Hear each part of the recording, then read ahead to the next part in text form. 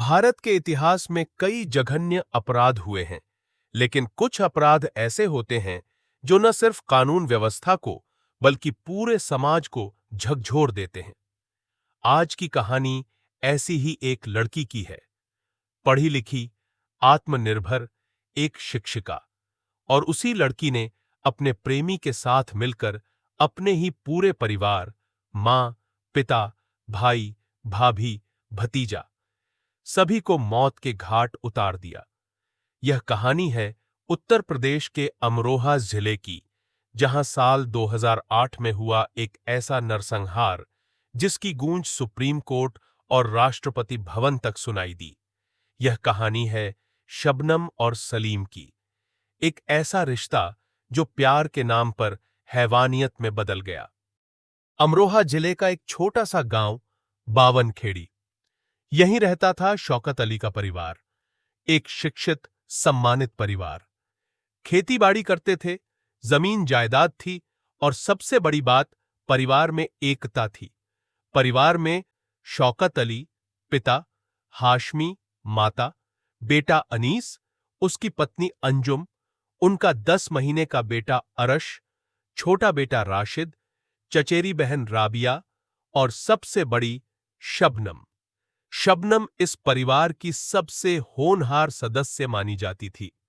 वह 2 विषयों, अंग्रेजी और भूगोल में पोस्ट ग्रेजुएट थी। घर के पास के स्कूल में पढ़ाती थी। एक पढ़ी लिखी, स्वतंत्र विचारों वाली लड़की, जिसे देखकर हर कोई गर्व महसूस करता। लेकिन ये सब बदलने वाला था। उसी गांव में रहता था एक साधारण लड़का, सलीम। वह एक सागौन मिल में काम करता था, मात्र 6वीं तक पढ़ा था। न कोई बड़ा रुतबा, न ही खास हैसियत। लेकिन कहते हैं, प्यार जात पात, हैसियत नहीं देखता।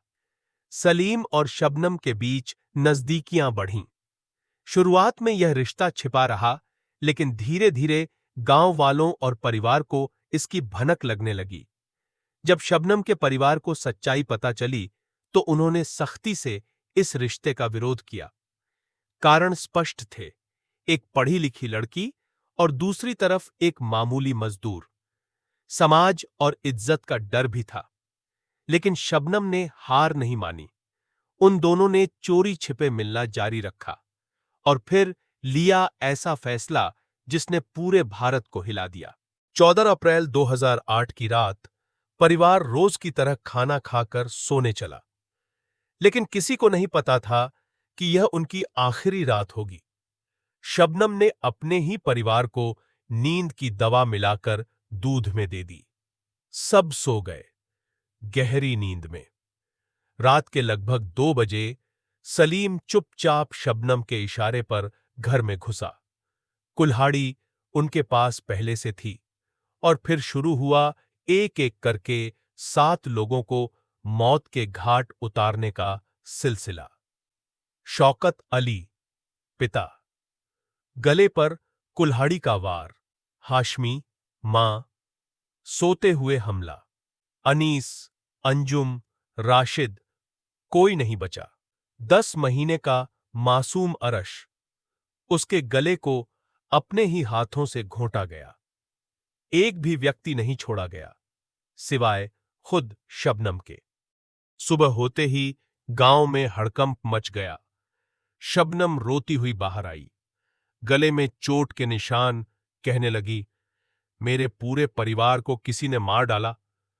मैं बच गई, मुझे बेहोश कर दिया था। पुलिस आई, जांच शुरू हुई। शबनम को इकलौती गवाह माना गया, लेकिन एक सवाल सभी के मन में था, घर के बाकी सब मारे गए, सिर्फ तुम कैसे बच गई? फॉरेंसिक टीम ने जब जगह जगह जांच की, तो पाया कि हत्या अंदर के किसी व्यक्ति ने की थी। कुल्हाड़ी जिस जगह फेंकी गई थी, वहां तक पहुंच कोई बाहरी व्यक्ति नहीं पा सकता था। दूध में मिलाई गई नींद की दवा और शबनम का पूरी तरह सुरक्षित रहना, सब कुछ संदेह पैदा कर रहा था। जैसे जैसे जांच आगे बढ़ी, पुलिस ने शबनम की कॉल डिटेल्स निकाली। सलीम के साथ घंटों की बातचीत सामने आई। पूछताछ में जब सलीम को कसा गया, तो वह टूट गया। उसने कबूल कर लिया, हां, मैंने शबनम के कहने पर हत्या की। यह सुनकर सब स्तब्ध रह गए। फिर शबनम को गिरफ्तार किया गया। पहले वह इनकार करती रही, पर जब सबूतों की बाढ़ आई, कॉल रिकॉर्ड, फार्मेसी से खरीदी गई नींद की गोलियां, खून से सने कपड़े, तब जाकर उसने भी अपना गुनाह कबूल कर लिया। यह मामला हाई प्रोफाइल बन चुका था। देश भर की मीडिया इस पर नजर रखे हुए थी। 2010 में कोर्ट में ट्रायल शुरू हुआ। 29 गवाहों ने गवाही दी। फॉरेंसिक रिपोर्ट से लेकर कॉल रिकॉर्डिंग तक सब पेश किए गए।